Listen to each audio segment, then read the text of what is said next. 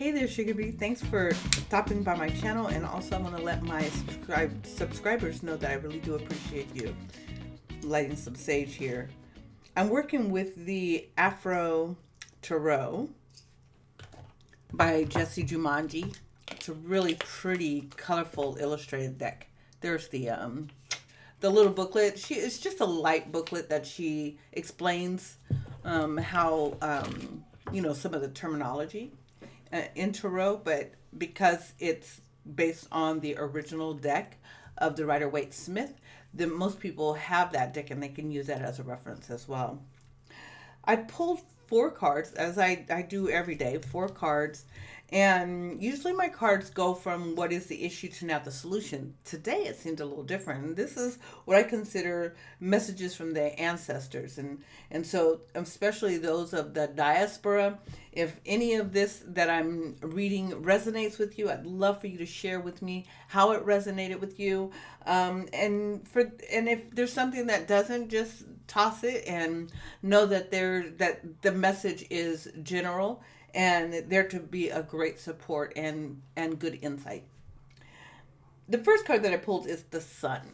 And the Sun showed up reversed. And yeah, I do read reverse cards. And they don't always mean opposite. So, just depending on how you've been seeing cards read, they don't always do, if it's this way, then it's opposite that way. But in most cases, it can be.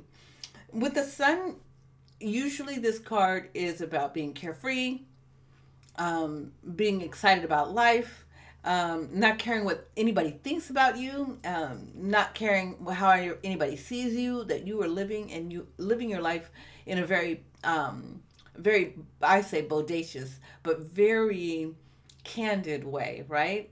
Unapologetic. However, this shows up reverse. And so it's giving this feeling that it's not time to play yet.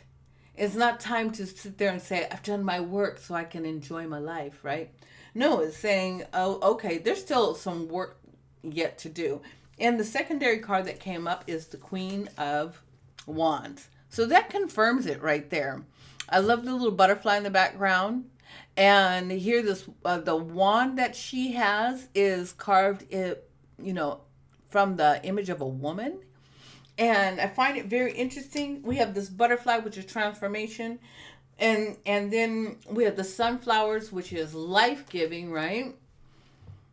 And all this yellow, and the yellow that's like the band of her head. This is like strong creative work.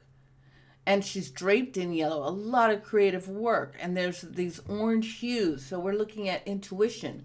That as the time is right now is not to be playing, but to really dive deep into your intuitive work, into your into this creative expression. And that might mean that you have to really hunker down and be busy at whatever you've been drawing out or planning out. And it may seem like, man, when can this let up? I really like to enjoy the fruits of my labor. But according to these 2 cards, it's not time to enjoy the fruits of your labor. It's still time to create, and to do so in a very intuitive way. Like you're supposed to intuitively feel what you should be doing next. But why have we been like this? Well, here, the Hanged Man shows up. This is what I was saying, that the issue showed up afterwards. Well, because we've been stagnant for the last 24 to 36 months. When you've been taken way out of your comfort zone of being creative, of being out and about, networking with people and talking to people and being involved in your children's school plays and a theater, musicals, and or at work when you're dealing with let's just say your collaborations, and then that gets put on halt, long term, then it can create this stagnant energy, and then you're swinging, literally trying to figure out, okay, so what do I do next? How do I go about this? Where am I supposed to go? Who am I supposed to talk to? And here's the last card, 3 of Swords. And this right here, I always like this card reversed, however, it didn't show it reversed. Three Swords is telling us the reason why is because we've had other people's concerns on top of our desires. So therefore, we're not able to get to what we want to work on or what we want to be creative with because we are worried about everybody else. It's not wrong to be concerned or worried for other people. However, if it's so much that it keeps you from being able to find your best expression, it keeps you from being able to collaborate. It keeps you from being able to make new things or meet new people or expand your idea, then that worry really isn't doing you any good, right? And so that Three of Swords right there definitely is that case. And so I found when I was reading these cards, I was like, oh my gosh, these cards are kind of going backwards. It's saying this is what you need to be doing and this is what you can't. Because we'll sit there and say, I really want to do this thing, but I don't know why I can't get to it. Well, it's saying this is why you are not able to get to it. Because you've been concerning yourself with other people's issues, and rightfully so. It's wonderful we have someone that can carry the load for us or help us with this burden, that we might feel. But at the same time, you've got to limit how much of that burden is on you so that you can still now make new advancement and be like this Queen of Wands, fully able to enjoy the expression of creation, right? And then also, Wands can be a bit combative, not a bit, but a lot. And this is the Queen.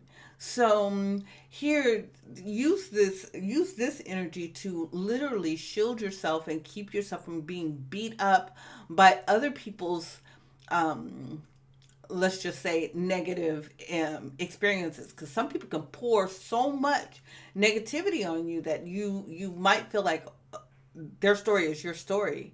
And you've got to get past that. You've got to allow them to have their story. You can allow, have that person share with you, and then encourage them by saying, so let's change the verbiage. Let's change how we say things. Let's change how we're thinking so that now we can attract better experiences, right? So you might need to step into that power of expression to people when they want to, share their stuff and their concerns and their worries, that you listen to it and then you offer the solution.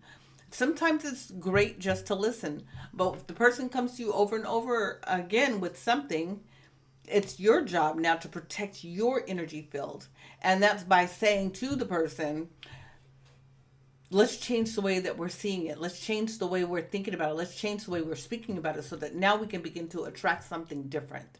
We can attract something that is pertinent and also positive. And I'm not speaking about altruism. I'm not speaking that way. I'm really only referring to the fact that